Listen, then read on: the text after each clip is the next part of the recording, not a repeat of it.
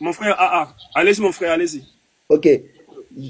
Deuxième chose, par rapport toujours à l'écriture, par rapport maintenant au fait que, comme a dit très bien mon pasteur, que je salue, même si je ne connais pas son prénom, il a bien dit, Pasteur Achille. voilà, il a dit que si la chose est connue, par exemple, elle a des problèmes de conception, elle a des problèmes de ceci, là, ça n'a rien à voir avec en réalité la raison du mariage. Là, en réalité, pour moi, ce que je confesse, c'est que il est bien quand deux enfants de Dieu veulent se mettre ensemble, de consulter d'abord un pasteur. Parce que le pasteur peut conseiller, il peut dire, parce que la parole de Dieu dit quoi? Amos chapitre 3, verset 3. Deux hommes peuvent-ils marcher ensemble sans s'être mis d'accord? Donc, c'est-à-dire que le mariage, c'est une marche à deux. Il faut se dire la vérité. C'est une Ouais. marche de couple à deux. Donc, obligé, moi je dis amen à ce que dit le pasteur, c'est-à-dire que ça peut passer par le pasteur, ça peut passer par une discussion, mais il faut que les deux se mettent d'accord, que lui, il se dit que, ok, j'accepte la situation que tu peux ne pas avoir des enfants. Première chose. Maintenant, par Veuillez rapport au tapoter, s'il fait vous que plaît, veuillez tapoter. mon pasteur qui a dit, qui a parlé très bien avant moi, il a dit que le frère n'avait pas de problème. Mais maintenant, chemin faisant, il a une faiblesse sexuelle qui n'est pas due à sa volonté. Il n'est pas en train de pécher. La parole de Dieu appelle ça seulement une maladie. C'est comme, tu peux avoir n'importe quelle maladie qui t'empêche d'avoir des rapports. C'est comme le cancer. Tu peux tellement suivre une chimiothérapie que tu n'as pas la force. Là, ça s'appelle une maladie. C'est là où j'ai dit simplement que cette maladie-là, même dans le monde, ça se soigne. On va te dire, prends tel médicament, il faut prendre de la protéine de taureau, il faut prendre des gamètes de taureau. Donc là, ça s'appelle la maladie.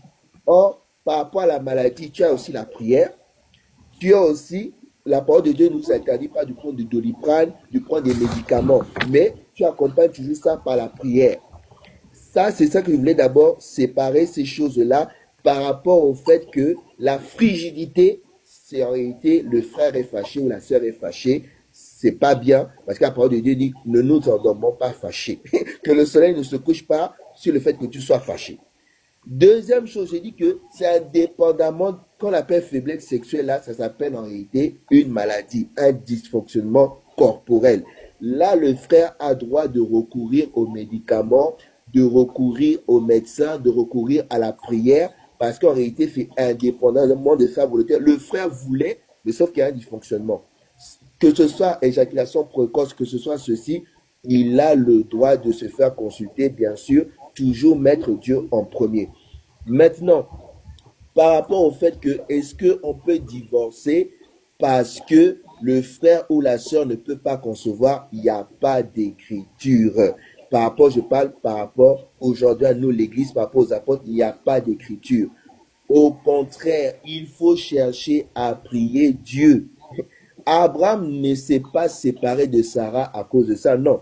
La parole de Dieu nous dit simplement, Jésus dit que il n'y a pas raison de divorce. Il donne seulement une seule raison.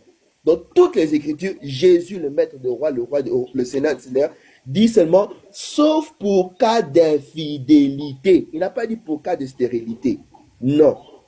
Au contraire, Dieu, il aime qui est la stérilité pour se glorifier. Parce que c'est dans la faiblesse qu'il se glorifie. Parce que l'enfant que tu auras, tu seras que non, non, non, c'est pas la gloire de Dieu.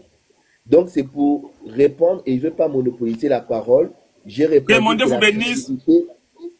Oui. la frigidité, c'est une désobéissance, mais attention, il ne faut pas brutaliser la sœur, il faut discuter parce que la parole de Dieu ne nous empêche pas à user de sagesse aussi une écriture.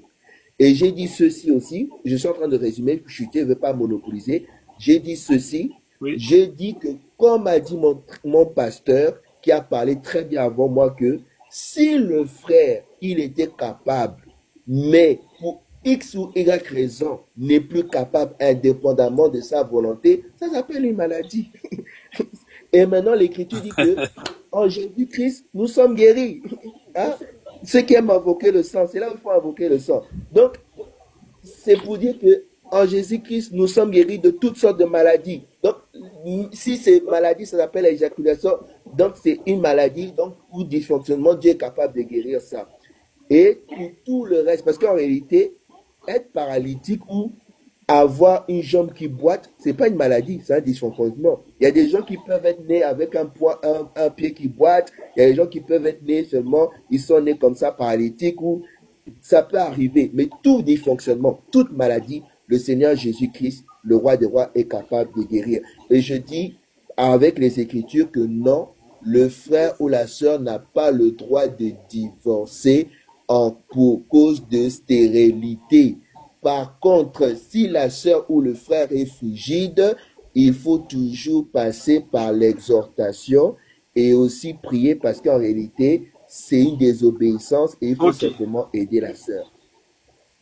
Vraiment que mon frère, que mon Dieu vous bénisse, restez en ligne. Vraiment, nous avons besoin de vous. Vous savez, les Français disent, du choc des idées, jaillit la lumière. Voilà pourquoi nous laissons l'occasion à tout le monde de s'exprimer. Franchement, nous sommes assez matures, que ce soit intellectuellement ou spirituellement, pour comprendre ce qui est à apprendre et ce qui n'est pas à apprendre. Et je profite de l'occasion avant de laisser la place à mon frère AA. Vraiment une minute, mon frère AA, je reviens vers vous. C'est pour répondre à la question de ma sœur Petit Scarabée, qui a voulu savoir, après avoir entendu cela de la part de mon frère Viens voir, elle s'est posé la question, est-ce qu'on peut divorcer en cas d'infidélité? Oui, ma sœur, je vous dis ceci, ça c'est un autre sujet. Je ne vais pas vous répondre par rapport à ce sujet. C'est vrai, c'est écrit dans la Bible, et c'est le Seigneur Jésus-Christ lui-même. Parce que la Bible nous dit, les pharisiens qui étaient vicieux, qui étaient animés de mauvaises intentions, avaient tendu un piège. C'est ce qui est même écrit dans la Bible. Ils avaient tendu un piège au Seigneur Jésus-Christ.